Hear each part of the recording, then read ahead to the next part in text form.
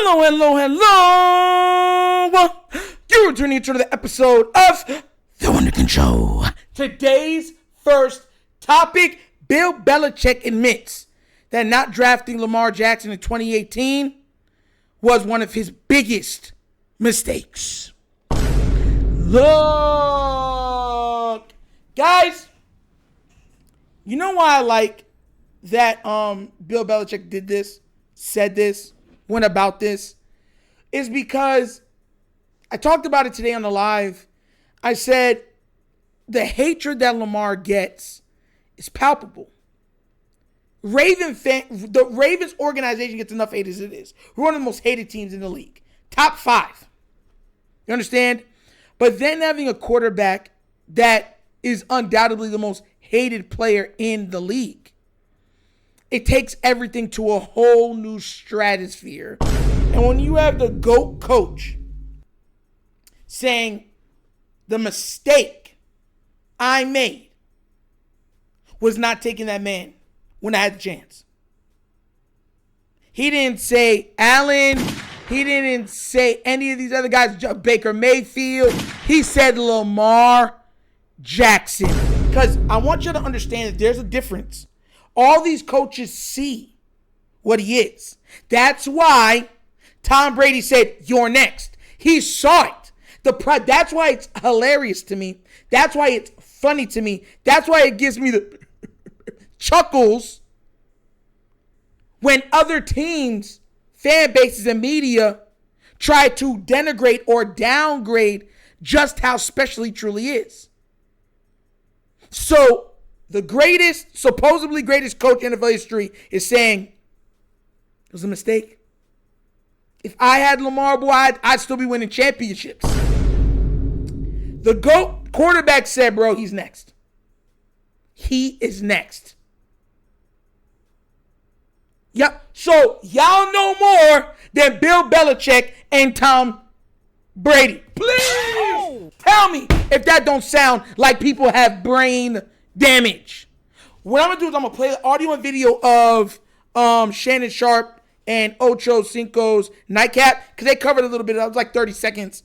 And I didn't like what Shannon did here. And I'm going to tell you why.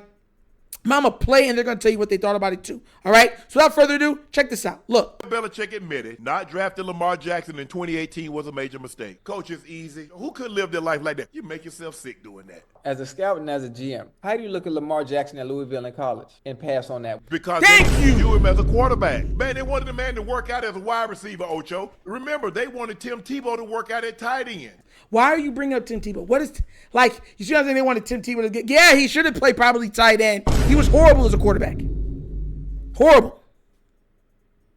The man couldn't throw. It's not like I hate Tim Tebow. He could not throw. But you heard what Chad Ochocinco said. He said, how? And Shannon, those are the duality of what Shannon is. I love part of what he said, and I didn't like part of what he said. He said a part in there, and he said, they didn't view him as a quarterback. You see how crazy your mentals are? Where no matter what your eyes are seeing, no matter how much the truth is kicking you in your teeth, you will still say no. That's what Shannon is saying here.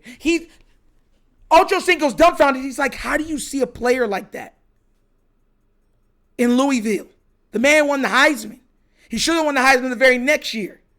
And everyone's saying, oh my God, the man is electric. He's faster than everyone. He got a cannon. He's in a pro system. Nah. Wide receiver. That's what ignorance and arrogance will do. It will cloud your vision. It will cloud your ocular perception. So no matter what your eyes, the information that's coming through your eyes, your brain is sitting there and transfiguring it into something totally on the opposite end of the spectrum. I'm talking to somebody here. That's been the biggest problem with Lamar Jackson. It's not because he's not nice. It's not because he hasn't shown what he can do. Let me tell you something why this is funny to me. All of you said he could not play the position. Full year starting, he was an MVP. Oh, well, it's 1 year. That 1 year got the MVP, All-Pro, And he led the league in passing touchdowns. Broke the rushing record for a quarterback. Well, it's because he's a running back. Okay, no problem. Comes back into a new system. Wins it in his first year. Yeah, but he was supposed to get it, right? I mean, his team did have the best record, and he did play the best against him. There's a whole bunch of other stats he led it in. But Josh Allen, even though he led the league in turnovers and stuff like that, he should have got it. Okay, fine. What about the next year? One of the greatest statistical passing seasons in NFL history.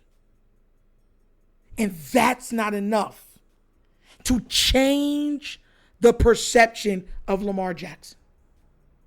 That's not enough to change the thought process enveloped around Lamar Jackson. And I'm not just talking about the media. I'm talking about the fans. I'm going to let them finish, and then we're going to finish off. Check this out. If they knew that, they'd have took Jokic the first overall pick if you know he's going to be a 3-time MVP. I could see how dynamic he was. You win some, you lose some. Belichick admitted. You already said, he said, I could have saw how dynamic he was. You win some, you lose some. But that's, look, guys, I say this to everybody all the time. Ignorance is bliss. And sometimes when you're wrong in life, remaining ignorant shields you and protects you from dealing with that wrong. It shields and protects you from dealing with the folly, the fallout. Like, I take a step back. If Phil Jackson came out and said, oh my God, this player coming into the NBA, oh my God, he's the next big thing. It was a mistake I didn't draft him. It was one of the biggest mistakes of my career. Michael Jordan then comes on and be like, bro, he's the next big one. Wouldn't that be enough for you guys to be like, bro, let me keep an eye on him? Say he had an awkward shot. So that's why no one liked him. Right? But everybody's saying he's the next one. Michael Jordan telling you that wouldn't be enough? Phil Jackson telling you that wouldn't be enough? David Robinson, Patrick Ewing, Kobe Bryant, I'm telling you that wouldn't be enough. Shaquille O'Neal telling you that wouldn't be enough. That's what's happened with Lamar. And now they're running with tropes. Well, if he doesn't win in the Super Bowl, that's all that matters. If that's all that matters, why do you guys cover all of his regular season games so bad? If he loses, the sky is falling. Remember when the Ravens started off the year 0-2? How they said that he didn't deserve the money he got? Remember that?